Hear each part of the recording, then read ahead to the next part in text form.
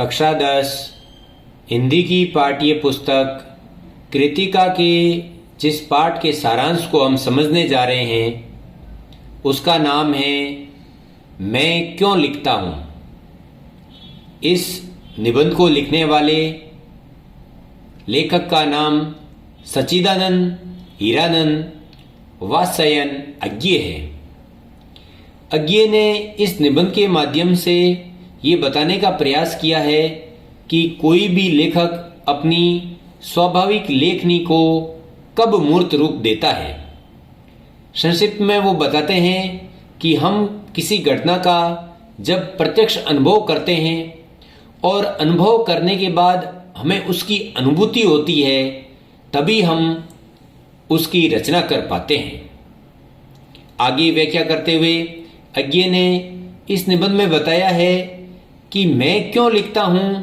शायद लिखकर ही इसके कारण और आंतरिक व्यवस्था से मुक्ति पाई जा सकती है, अन्यथा इस प्रश्न का उत्तर दे पाना संभव नहीं है। किसी भी कृतिकार के लिए उसके स्वभाव और आत्म अनुशासन का होना जरूरी है। सामान्यतः किसी भी रचना के निर्माण के लिए भीतरी प्रेरणा, बाहरी दबाव, आर्थिक लाभ अथवा प्रसिद्धि, इनमें से कोई एक कारण अथवा सभी कारण हो सकते हैं, परंतु भीतरी प्रेरणा सबके लिए आवश्यक तत्व है। आगे कवि कहते हैं कि जब मैं अपनी रचना लिखता हूं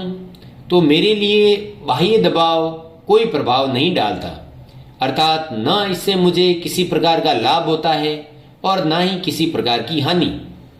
इसका एक उदाहरण देते हुए वो बताते हैं कि जब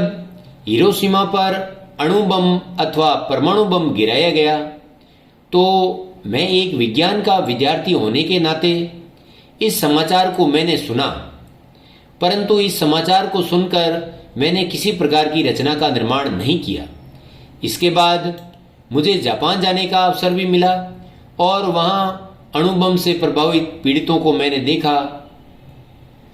प्रत्यक्ष अनुभूति करने के बाद भी मेरे अंदर रचना के निर्माण की कोई संभावना प्रकट नहीं हुई, परंतु एक बार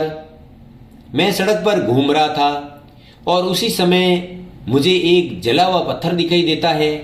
जिसमें एक लंबी उजली छाया मुझे दिखाई दे रही है और वह छाया मुझे मानो थप्पड़ मारते हुए ये बताती है कि शायद अणुबम गिरते समय यहाँ कोई व्यक्ति खड़ा था और अचानक उस अणुबम के प्रभाव से वह व्यक्ति जलकर इसका छाया चित्र बन गया। इस घटना के कारण अज्ञे को ऐसा लगता है कि अब अणु विस्फोट की अनुभूति प्रत्यक्ष में आ गई है और मानो स्वयं ने इस त्रासदी को भोगा है और इसका ये परिणाम होता है कि कवि विवश हो जाता है, उसमें आकुलता प्रकट होती है,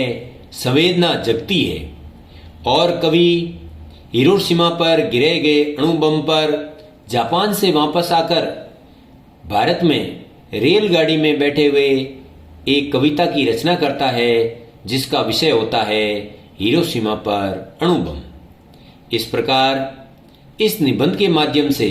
कवि ये कहना चाहते हैं कि कोई भी रचनाकार अपनी रचना का निर्माण तभी करेगा जब उसे प्रत्यक्ष के बाद अनुभूति होगी और अनुभूति के साथ गहरी संवेदना और व्याकुलता जब मन में व्याप्त होती है तभी वह व्यक्ति एक लेखक के रूप में उस घटना का प्रत्यक्षदर्शी बनकर उसका मार्मिक और सजीव चित्रण कर सकता है। धन्यवाद।